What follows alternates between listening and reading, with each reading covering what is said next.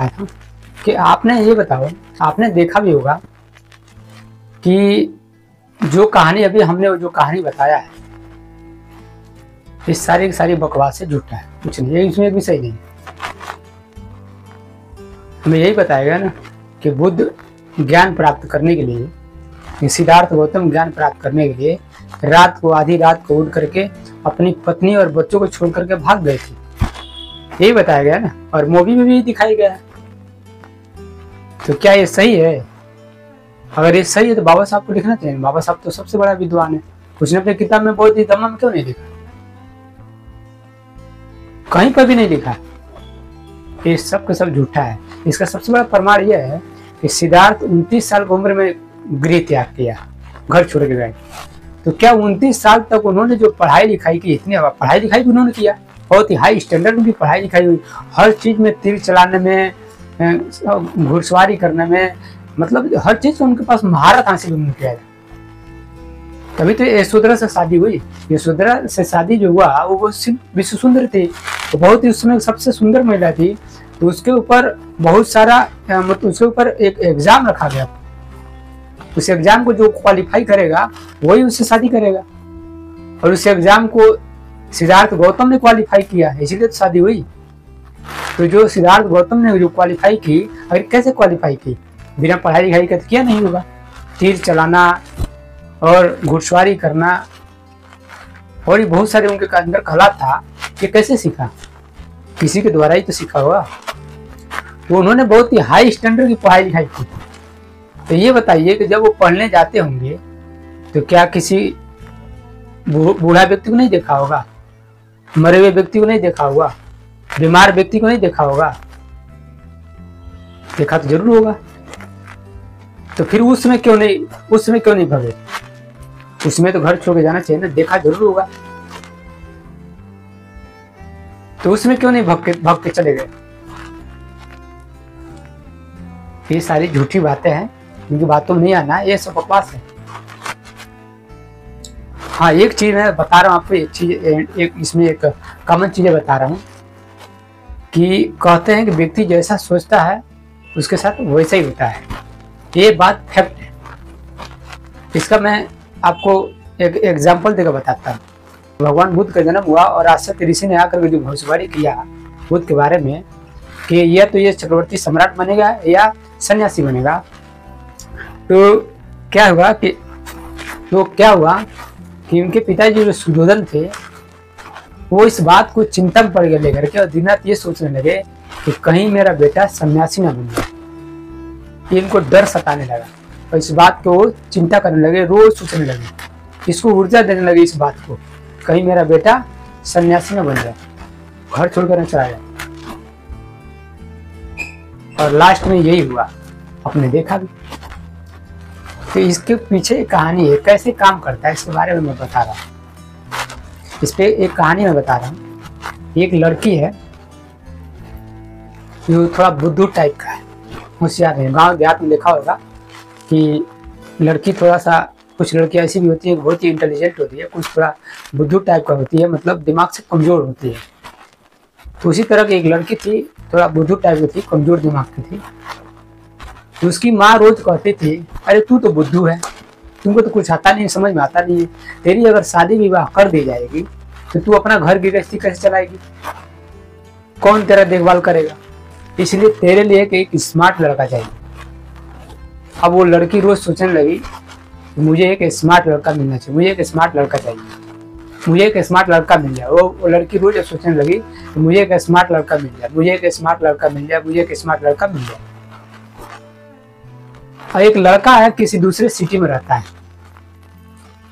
वो लड़का पढ़ा लिखा है, बहुत ही शानदार है, हेल्थी है, स्मार्ट है, गाड़ी घोड़ा पैसे कोई सब कुछ उसके घर है। तो वो सोचता है कि मैं इतना इंटेलिजेंट हूँ, इतना स्मार्ट हूँ, मुझे कहीं बुद्धू लड़की नहीं मिल जाए। और लड़की क्या सोच रही है, तो मैं तो इतना बुद्धू हूँ, मुझे एक स्मार्ट लड़का मिल जाए। अब क्या होता है, देखिए इन दोनों के जो विचार है, दोनों विचार जाकर के टकराते हैं यूनिवर्स में, और दोनों की हो जाती है शादी। और जब शादी हो जाती है तो इसको स्मार्ट लड़का मिल जाता है, इसको बुद्धू लड़की मिल जाती है। देखिए विचारों का कैसे खेल हो रहा है, कैसे सोच का काम कर रहा है। जैसे आपने एक और चीज एक फैक्ट बता रहा हूँ, जैसे जब चुनाव आता था आपने देखा होगा, हम लोग बोलते हैं चुनाव आता, अक्सर चुनाव में हम लोग बोलते हैं यार ये पार्टी हार जाए, ये मोदी सही नहीं है, बीजेपी सही नहीं है, हम यही बोलते रहते हैं ना। ये गलत बोलते हैं, आपको बता रहा हूँ। क्योंकि हम ऊर्जा कहाँ दे रहे हैं, ऊर्जा गलत जगह दे रहे हैं। हम जब जब बोलते हैं कि ये व्यक्ति हार जाए, वही व्यक्ति बार बार जीत के आता है। इसका पीछे लॉजिक है, कारण है, ये सोच है, ऊर्जा काम कर रहा है इसके पीछे। कौन पार्टी जीत जाए, कौन व्यक्ति जीत जाए, उसके बारे में बात करो, वो अपने आप आ जाएगा। जैसे हम बोलते हैं ना, अरे ये व्यक्ति बहुत बेकार है, सही नहीं है, ये गलत हम बात बोल रहे हैं, गलत सेंटेंस बोल रहे हैं। कौन व्यक्ति सही है, अच्छा है, उसके बारे में बात करो, वो अपने बेकार हो जाएगा। जैसे बोलते हैं हम लोग, हम जैसे बोलते हैं अरे मुझे वहां नहीं जाना, इसके बारे में बात नहीं करना है, ये गलत सेंटेंस है। अगर आपने बोला कि मुझे वहां नहीं जाना, तो वही जाना पड़ेगा। आपको कहाँ जाना है उसके बारे में बात करो, वहां जाने की जरूरत नहीं पड़ेगी। जैसे बोलते गए मुझे नहीं खाना है, मुझे ये नहीं खाना है, जैसे खाने वाने के लिए कोई चीज आती है, बोलते मुझे नहीं खाना है, ये गलत सेंटेंस है, ऐसे नहीं बोलना है। क्योंकि आपने बोला नहीं खाना, तो वही खाना पड़ेगा। आपको क्या खाना है वो बोलो, तो अपने आप वो साइड हो जाए। ये भी एक लॉजिक है बहुत बड़ा, इसके बारे में आपको समझना। यही बात शुद्धोधन जो थे, भगवान बुद्ध के जो पिताजी थे शुद्धोधन, ये सोचने लगे दिन रात कि कहीं मेरा लड़का सन्यासी नहीं बन जाए, और लास्ट में हुआ। इसलिए हम गलती क्या करते हैं, हम जो सोचते हैं हमेशा निगेटिव डायरेक्शन में सोचते हैं, हमेशा निगेटिव सोचते हैं, निगेटिव चीजों को ऊर्जा देते हैं। इसलिए हमारे साथ वही होता है। आपको क्या चाहिए वही सोचो, क्या नहीं चाहिए उसको मत सोचो। क्योंकि आपने अगर सोचा कि मुझे जो नहीं चाहिए, फिर वही होगा आपके साथ। इस पर विशेष ध्यान रहे आपका।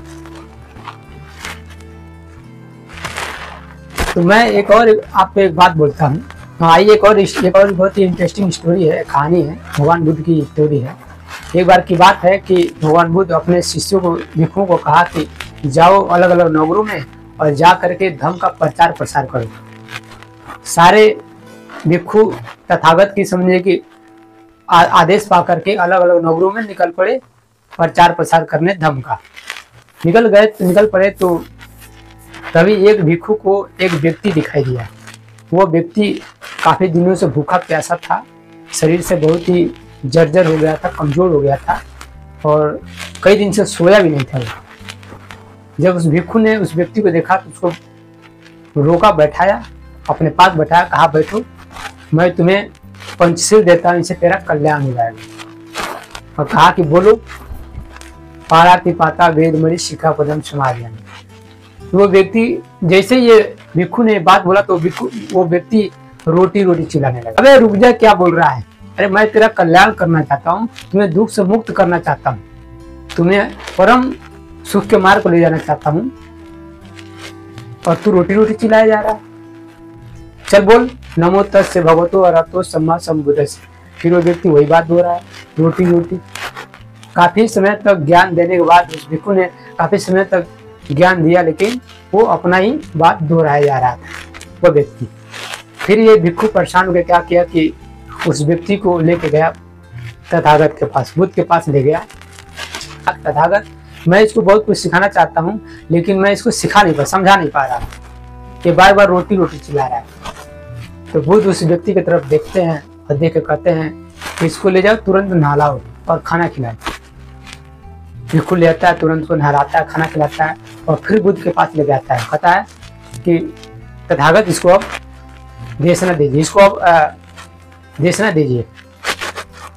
बुद्ध कहते हैं अब इसको सुला दो। फिर ला करके उसको बिहार में सुला देते हैं। और काफी समय से भूखा प्यासा व्यक्ति सोया भी नहीं था। जब अच्छा से खाना खाया, नहाया धुलाया, तो चैन से खूब आराम से सोया। काफी लंबे समय बाद वो जगा, तो फिर उस व्यक्ति को लेकर के आए भिक्षु तथागत के पास, कहा अब इसको देशना दीजिए।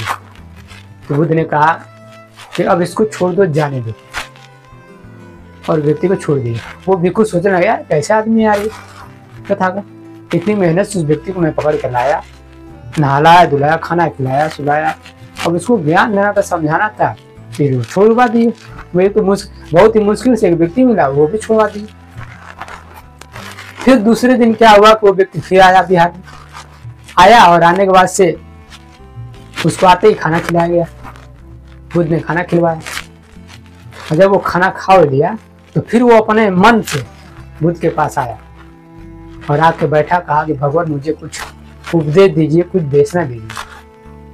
और फिर भगवान बुद्ध ने उसको देशना दी। इस काम को देख के सारे भिक्षु हैरान हो गए, आश्चर्यचकित हो गए। सारे भिक्षु कहे कि आपका ज्ञान अद्भुत है तथागत। तब भगवान बुद्ध सारे भिक्षुओं को समझाया, देशना दिया। कहा कि आप अगर जाते हो किसी को समझाने के लिए, बताने के लिए, कोई मीटिंग सभा लगाने के लिए, तो पहले जिस व्यक्ति को समझाने जा रहे हो उस व्यक्ति की जिज्ञासा देखो, उसके बारे में देखो वो किस हालात में, किस स्थिति में है, आपकी बात समझने वाला है कि नहीं है। जबरदस्ती अपनी बात अगर उसके बारे में आप नहीं रखोगे, बताओगे, वो नहीं समझेगा, क्योंकि वो भूखा प्यासा आदमी है। वो ज्ञान कैसे प्राप्त करेगा? वो ज्ञान नहीं ले सकता आपका। तो अक्सर हम लोग देखते हैं कि जब भी हम लोग गांव जाते हैं मीटिंग सभाएं लेने के लिए, तो हम देखते हैं कि लोग कोई ताश खेलते रहते हैं, कोई झगड़ा करता रहता है, कोई पैसे गोली खेलता है, कोई कुछ करता है, और हम लोग अपने आप को विद्वान समझ के जाते हैं और बड़े बड़े बातें लगते हैं फेंकने, और वो लोग हमारी बात को सुनते नहीं, इग्नोर कर देते हैं। तो हमको बड़ा गुस्सा आता है, ये समाज का क्या काम करे, समाज का काम, समाज हमको सुन ही नहीं रहा, समझ ही नहीं रहा, हम क्या उनको समझाया बताया, छोड़ो मरने दो। तो आपके एक दिन काम करने से कोई सुनने वाला नहीं है।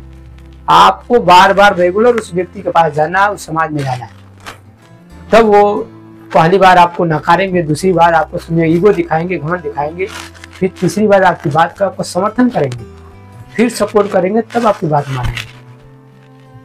एक बार के जाने से आपका कोई बात नहीं मानने वाला है। आपको अपनापन दिखाना पड़ेगा जाकर, तब आपकी बात कोई सुनेगा। तो आई होप आप लोग मेरी बातें समझ में आ गई होंगी। तो फिर हम मिलते हैं पहले अगले एपिसोड में। तब तक मैं सभी को जय भीम, नमो बुद्धाय, सत श्री अकाल।